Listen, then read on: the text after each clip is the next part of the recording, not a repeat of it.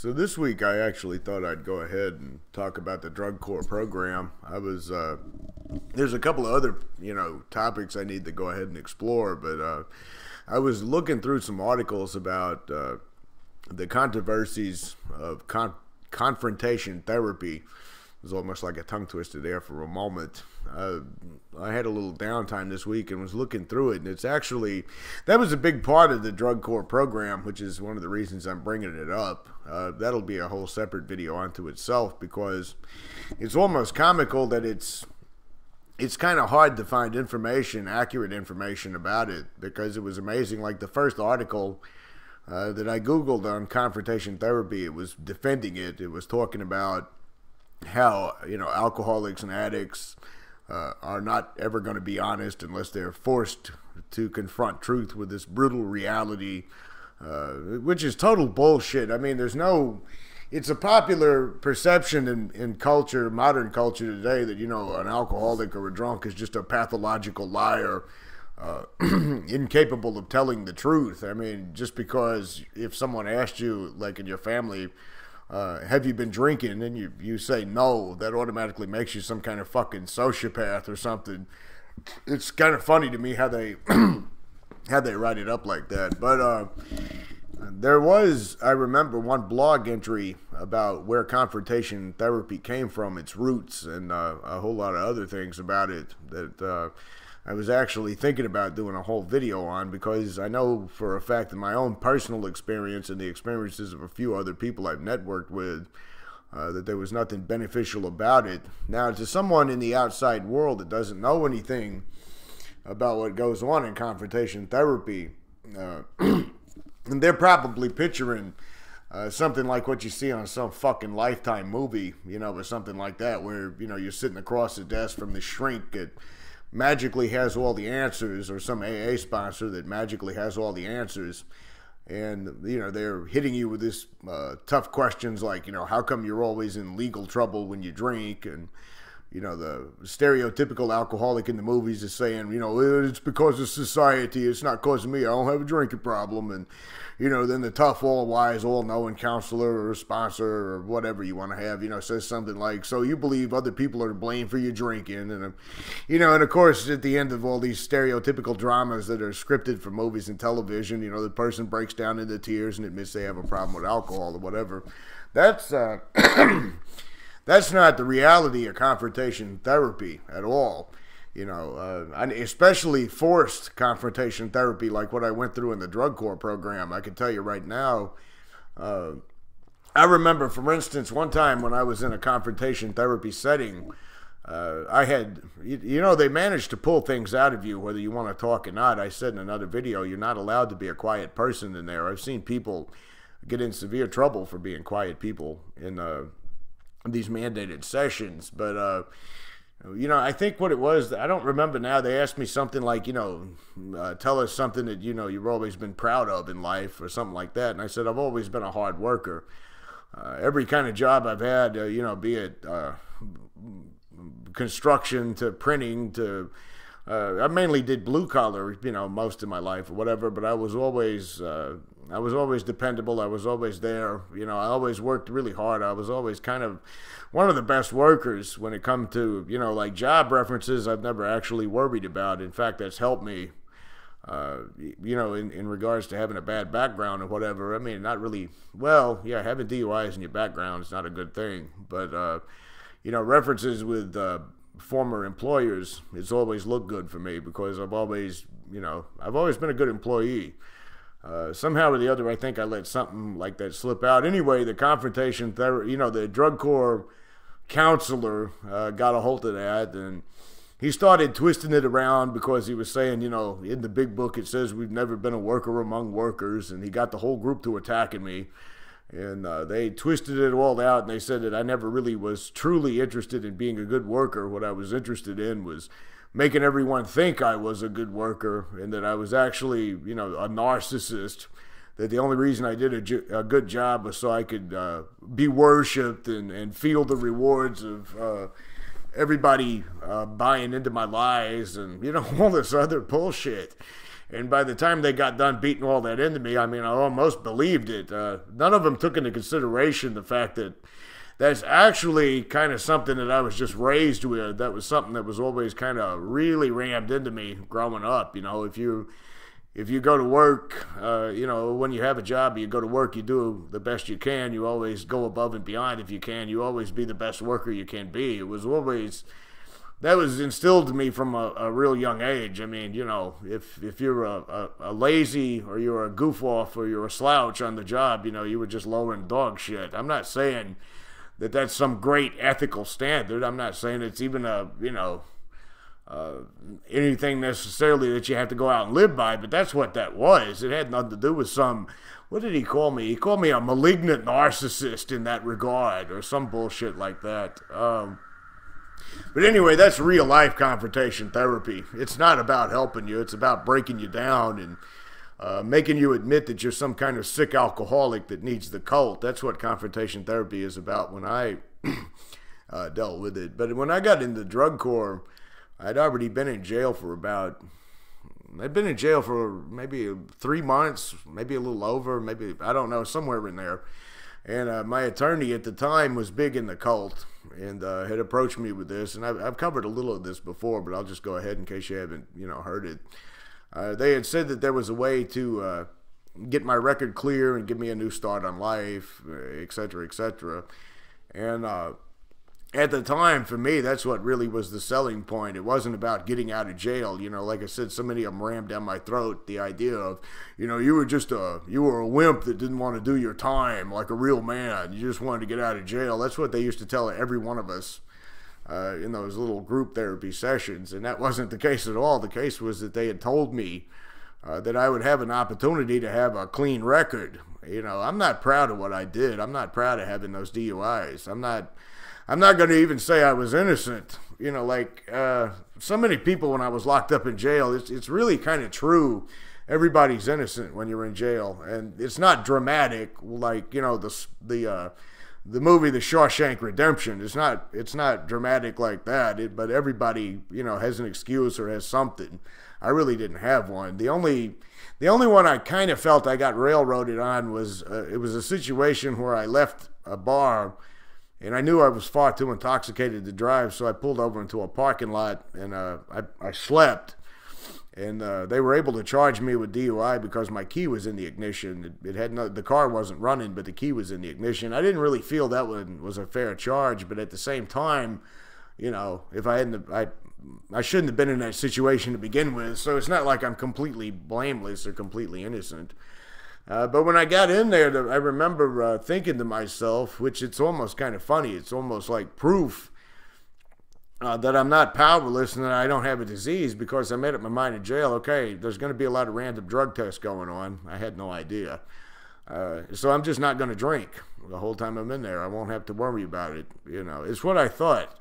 I remember when I first got out and I had to go meet with them downtown, and they put you through this whole entire self-abasement session where, you know, they remind you what kind of a criminal you are. They remind you of what kind of scum you really are and how you'll never really be a productive member of society again, and how you should be grateful to them and kissing their ass for letting you have a chance in there. But then I was told that if I thought that just not drinking was going to get me through it, that I had another thing entirely coming, because my protein levels was going to be monitored. It's something they do to everybody, or at least the one I went through, and I'm not sure what it's like, you know, nationwide, but they never would let me see the levels on the protein. They just said if your protein's too low, you go to jail. If your protein's too high, you go to jail. I mean, I was kind of sitting there at the time trying to process that in my mind. Well, you know, protein too high, protein too low, what is the happy medium? And we never heard that. Well, I remember during one of the first group therapy sessions, you know, I had raised my hand and I had said, I'm really worried about this protein thing because I'm really not doing anything. I'm really not trying to cheat you guys. I'm really not trying to get one over on you guys. I'm not trying to get away with anything, but that's got me really nervous. You know, I just got out of jail. I didn't want to go back. And I said, I will go to a doctor. I'll take a blood test. I'll take hair follicle tests. I'll do whatever you got to do. But I don't think it's fair that I got to sit in jail over protein. And I was informed that I was a troublemaker, that I was trying to create rebellion within, within the group, and that I was someone that thought I was smarter than all of them, and so I ended up having to do a couple of weeks in jail on a sanction, and then I was told that this wasn't a good way to get started, that I had started off on the wrong foot, and they were pissed off at me for doing that, and that they were it would be a while before they got over it, was I believe what their exact words were. I can't really remember. But you had to call in 3 times a day. When I was in there, it was 7 o'clock in the morning, it was 3 o'clock in the afternoon, and it was 7 o'clock at night from Monday through Friday. On Saturdays and Sundays, it was 7 a.m., 3 in the afternoon, and 9 o'clock at night. And they informed me I was going to get it a little bit harder than a lot of the other people because, when it comes to drinking alcohol, you can flush that out of your system with a lot of water. And so they said that would make my protein lower, so they were going to really be studying those protein levels. Everybody that was in drug court for drinking-related issues was going to get it a little bit harder. We were going to get more drug tests. We were going to get more scrutiny, etc. I didn't really worry about that at first, too much until it happened to everybody. It didn't just happen to me, but, you had to appear in court every Monday. And you never knew when you were going into the courtroom, if you were going to go to jail over protein. You didn't know if you were going to go to jail for whatever the reason was. So that already kept you kind of in a state of nervous anxiousness. And I remember everybody, myself included, occasionally when you'd go in on Monday morning, they'd put you behind a thing like they were about to arrest you. And they would put you through the grill on, what did you do to deliberately lower your protein, or what did you do to make your protein too high? I remember when it was too high one time, they kept on saying that I had gotten drunk and that I had just tried to beef up on the protein, thinking I could skate by them. And of course, I had done no such thing. And it went on and on and on with this interrogation, and they more or less said they'd let me go. And I remember the one time that it really upset me the most is I kind of lived close to that downtown area at the time, near the courtrooms, near the halfway houses. And I was in a supermarket and I was shopping. And I didn't even think about it at the time. I mean, I wasn't even too focused on drinking at that time. I wasn't even, it really didn't cross my mind at all. I was just shopping and I was going down this aisle. And it hit me later when I saw this halfway house owner's wife, one of the ones I talked about in my last video. She stopped right down at the end of the aisle, and she was giving me this real ugly look, and I nodded and spoke to her, and she didn't speak back. And when I was leaving the store, it hit me. I said, I was in the fucking beer aisle. There was beer on one side, there was food on this side, and I said, well, I wasn't doing anything. I haven't got anything to worry about.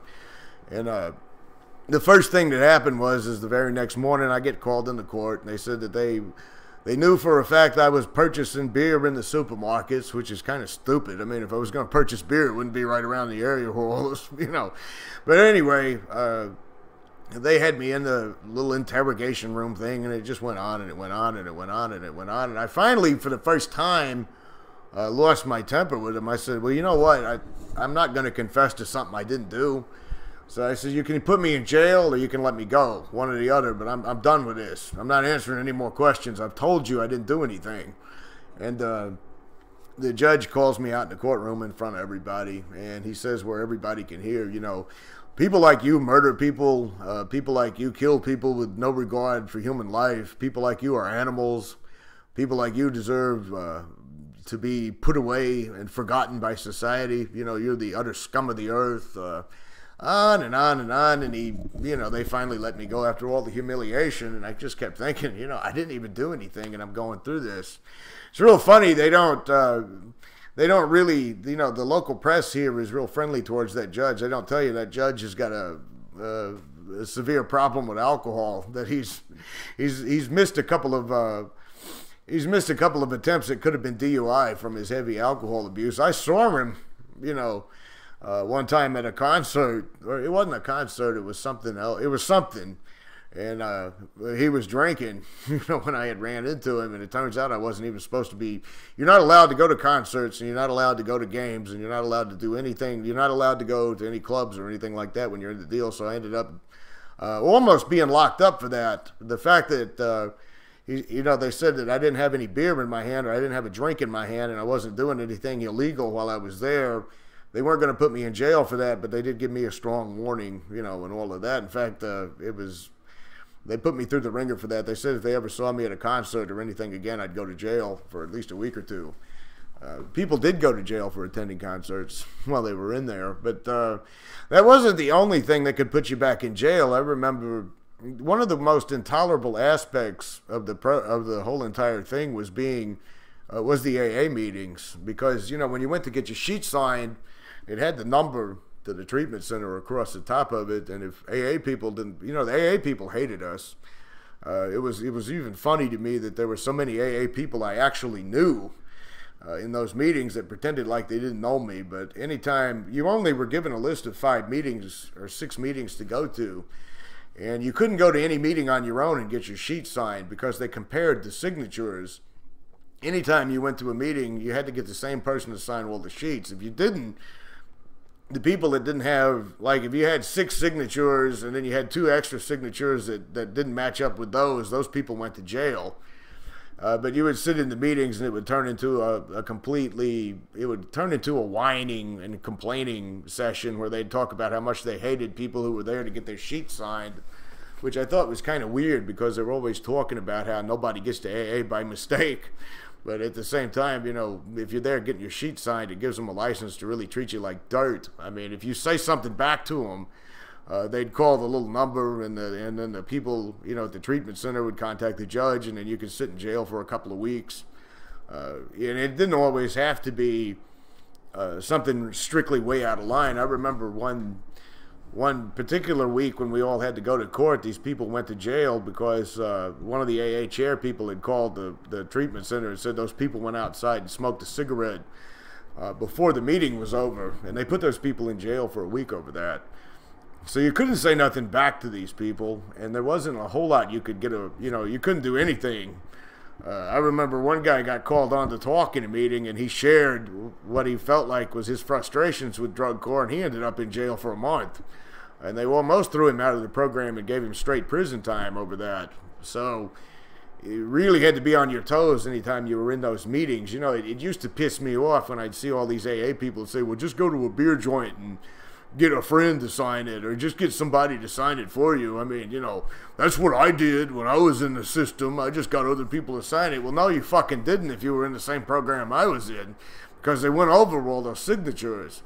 There was a case I remember one time, because you had to make so many meetings a week, and if you didn't get that acceptable number in, of course, you went to jail. But it was like Saturday. I remember that really clearly because I almost ended up in trouble for that one too. It was a Saturday evening, and there was one particular AA club that everybody could go to if they were in drug court, and we came in there with our sheets, and the chairperson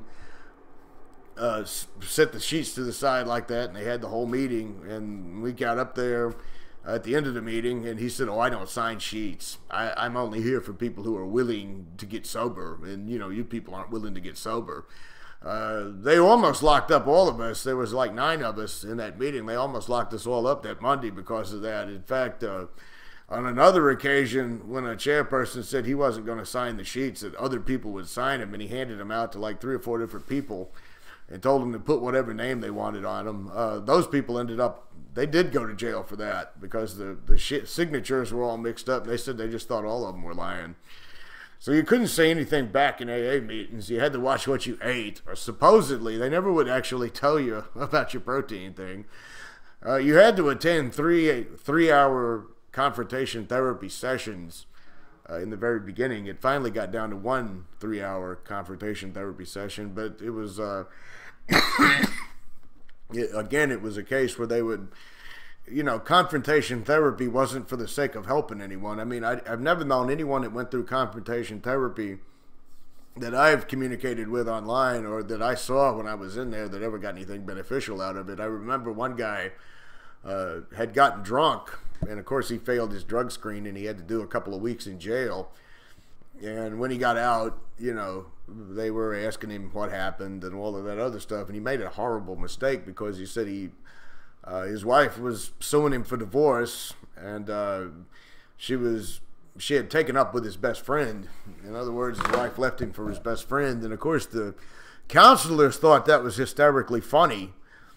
And they turned it into, they said, well, we know who's going to sit in the middle of the circle this week and who's going to be attacked, you know, and they put him in the circle. And some of the remarks that they were making, I mean, I'm not talking about the group, I'm talking about the actual counselors, was just way beneath any level of professionalism whatsoever. I mean, they were making jokes about, you know, maybe your wife left you because, you know, because your size, you know, maybe your size wasn't good enough, you know, or maybe too many years of alcohol drinking, you didn't sleep with her enough, or, you know, maybe your best friend could satisfy her in ways you cannot. I mean, it was really embarrassing for me even to sit through. They had the guy crying by the end of it. You know, I mean, if there was ever a session that stuck out in my mind, it was that one. I mean, you know, it was like they drove the guy to suicide almost in there, and they thought it was funny. You know, when has therapy ever been about, you know, breaking somebody down and humiliating them to the point that they're in tears and laughing about it? I mean, I fail to see where that's helpful in any way, shape, form, or fashion. But you got defenders of confrontation therapy out there on a fucking web that talk about how alcoholics, you know, aren't honest, so therefore we need to be treated like that. You know, it's safe in society to create a group of people that anybody can hate, and I mean, nobody gets that more than people who are like, you know, drug addicts and people who are addicted to alcohol. I mean, you could just dump on us all you want to, right? You know, there were people that have said to me that if drug court was as bad as I said it was, why didn't I go and say something about it to like the press or something? It's like, well, I mean, who's going to fucking believe us? We're just the drunks and the drug addicts of the world that wouldn't clean our act up, you know? And in terms of actual AA in the court kind of having a thing that, you know, to me was a big violation of I guess you could say, the separation of church and state, was we got these big book tests.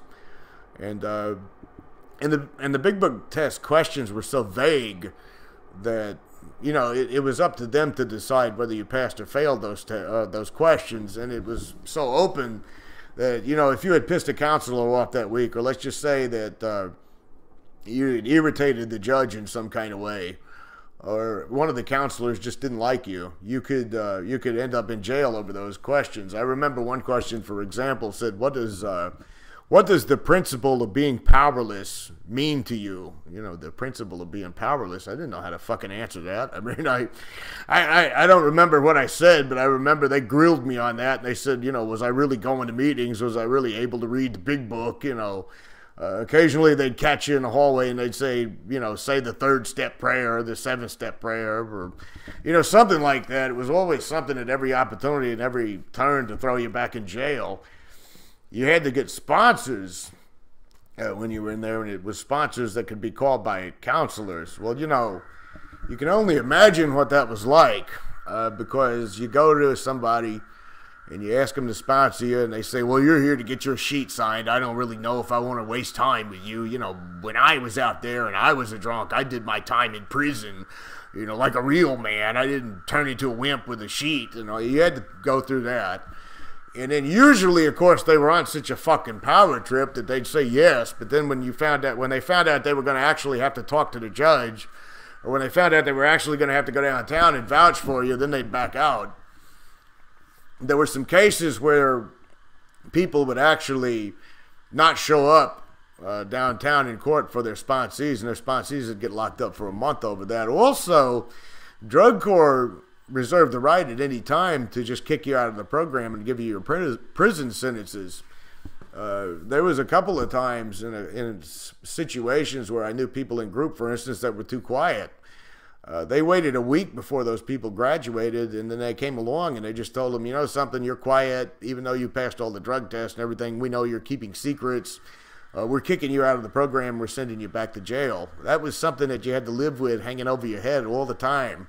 The whole time I was in there, you never knew when you were going to go back to jail. And, you know, because of my own, I didn't realize how much power the judges had. And because of my own charges, the judge had told me that if he ever decided to throw me out of the out of the program that he was going to make sure I did 3 straight solid years. That there was, you know, it was going to be back-to-back 3 straight years. That was going to be the end of it if he just decided that he didn't want me in there.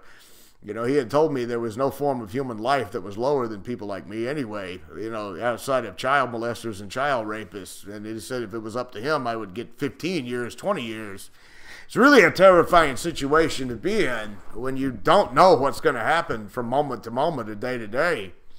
You really don't know. I mean, you know, you could be a week to graduation and you could be ready to get out, and all of a sudden they just say, nope, you're not getting out, you're going to prison.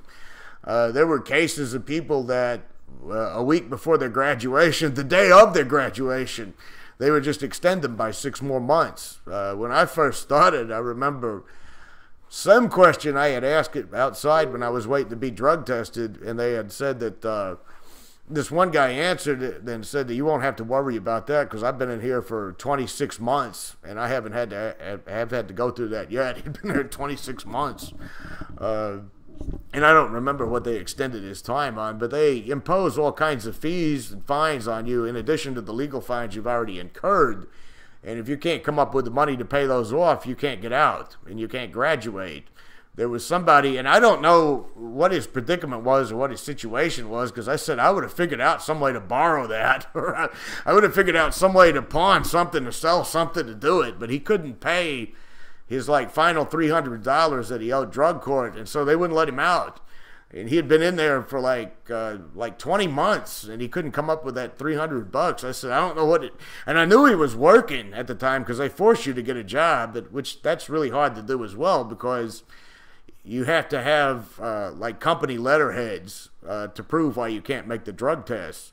So, I mean, in a boss's signature and a phone number, and they got to be able to call your supervisor or whatever to verify that you were at work. So, you know, so many employers I dealt with during my time in the deal would just fire you after a couple of weeks because they were tired of fooling with you. But if you were unemployed for longer than a couple of weeks, you could go back to jail for that.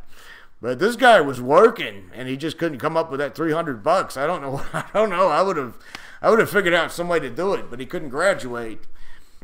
But they can hold that over your head at any given time. As far as the drug tests themselves, you had 30 minutes to get to each one. I've heard they've given people more leeway nowadays. I don't really know. I didn't keep up with the thing after I got out of it. But if you were there a little bit over 30 minutes, it was time to go back to jail again. You know, your whole entire life, from the moment you enter to the moment you're out, is you know, you can go to jail for this, you can go to jail for that. And, of course, they would tell you be grateful that, you know, you're there because you have a choice. We could put you back in prison at any time. Well, I was arguing with him at one point about it when I was really to the end of my rope mentally. I said, you're not really giving me a choice because before I signed up for this, I had to do a year in prison. Now you're telling me if I don't do this, I got to do 3 years in prison. So I really don't have a choice. And I'm being reminded every day on a constant basis how if you just don't like me, you can throw me out at any given moment and just give me prison time. I mean,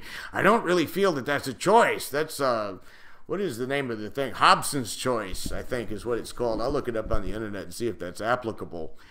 And anyway, by the time I had gotten out, I was on the verge of a fucking nervous breakdown. I remember the day I got out, the first thing I did was go to a liquor store and start getting drunk.